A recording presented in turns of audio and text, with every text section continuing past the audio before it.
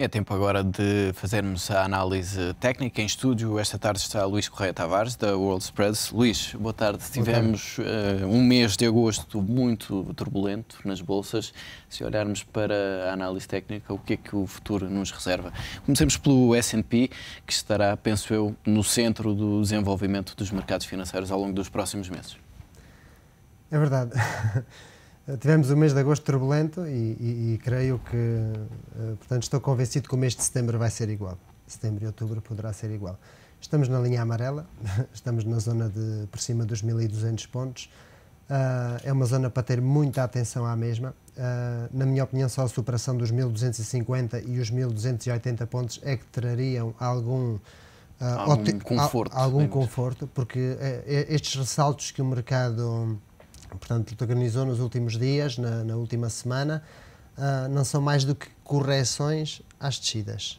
Portanto, quer isto dizer que continuamos dentro de uma tendência de descida, inclusivamente dentro de uma grande onda, onde não recuperamos sequer 50% da mesma e eu, de facto, não sou muito otimista no que respeita à fase ascendente ou à continuação do mesmo. A figura técnica que o SP representa é uma figura com implicações altistas até à zona dos 1.300, quanto a isso não há dúvida. Não corresponde com aquilo que se tem vindo a verificar, que é o problema que se mantém da falta de liquidez que se tem tentado tapar, e isso de facto não me traz otimismo absolutamente nenhum, porque os bancos, quando se socorrem dessas verbas para disporem ao mercado e financiarem PMEs e outros tipos de situações, resolveram usá-los também no trading diário e os resultados estão à vista, que a maior parte dos mesmos, portanto, obtiveram perdas. Quando forem apresentados esses resultados, depois não sei o que é que sairá daí e o que é que o mercado fará. Tecnicamente, no curto prazo, também poderemos dizer que o SP, portanto, tem um suporte nos 1.200 e nos 1.150, que é muitíssimo importante, e eu diria que agora, níveis a vigiar, a parte alta dos 1.280, que depois de superada nos traria algum otimismo, porque condiz com a zona onde andou antes deste mini crash, se é que assim podemos dizer, e perder os 1.150, pois... Mas se isso acontecer, se não conseguirmos de facto esse tal conforto acima dos 1.250 e acima dos 1.280, se a tendência for de queda, para que níveis é que vamos voltar? Para níveis de 2008? Vamos ter uma situação pior do que a da crise da Lehman Brothers? Precisamente.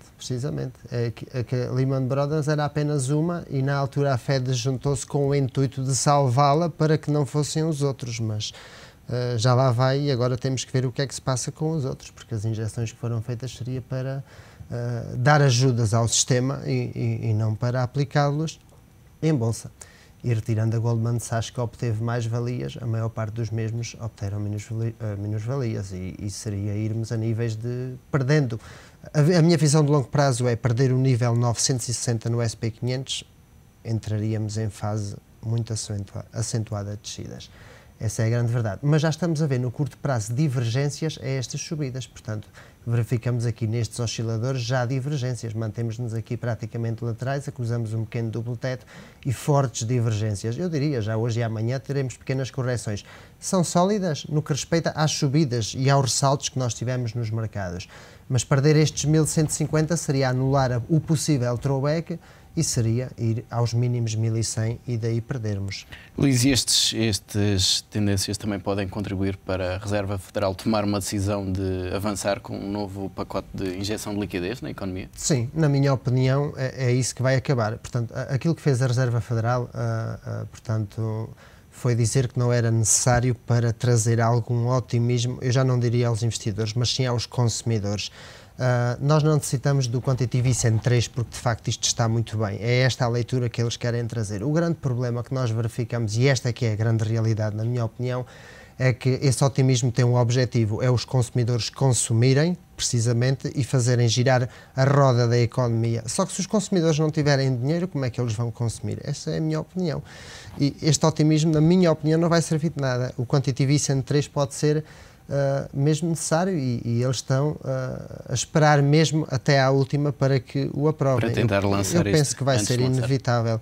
Será mau para o dólar, desvalorizará mais o dólar, fará com que possivelmente os investidores procurem mais investimentos em ativos de refúgio, bundes, bonds e por aí fora, mas não estou a ver outro caminho.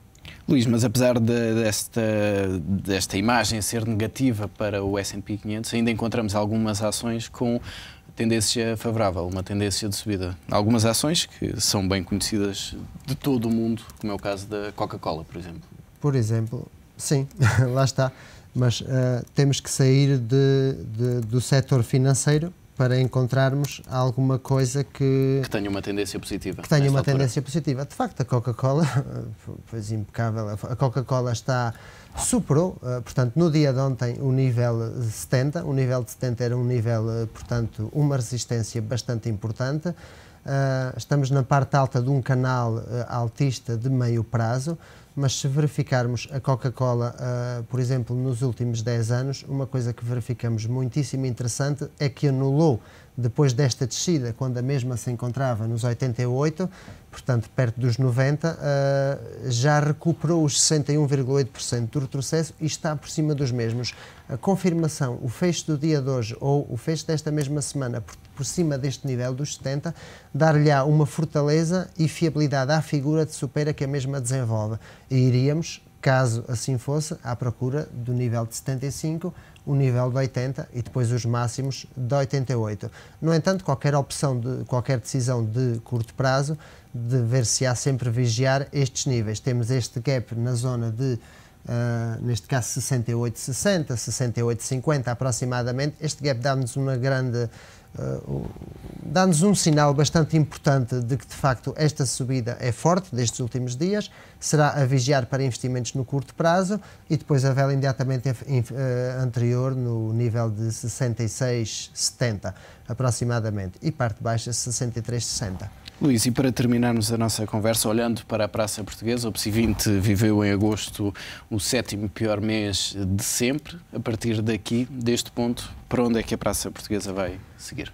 A Praça Portuguesa, já que está cingida ao resto das economias mundiais e europeia, está um pouco, digamos, mais negativa que as demais, isto com visão de longo prazo, mas de facto desenvolve uma figura técnica também saudável, muito parecida ao SP, tem um triângulo retângulo ascendente e se o mesmo for verdade, as implicações do mesmo levar-nos-ia ao nível de 7.000 aproximadamente, superávamos a linha amarela que vimos comentando e alertando desde há uns tempos esta parte, em 6.350, superaríamos o nível dos 6.600, mas tecnicamente esta figura levar-nos-ia a este nível. Vamos ver qual é o comportamento do resto das praças, tanto europeias como americanas, para darem fiabilidade a esta figura.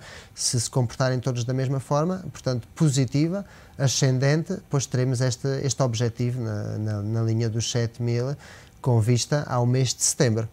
Luís, muito obrigado por esta análise, a análise técnica de Luís Correia Tavares, da World Spreads.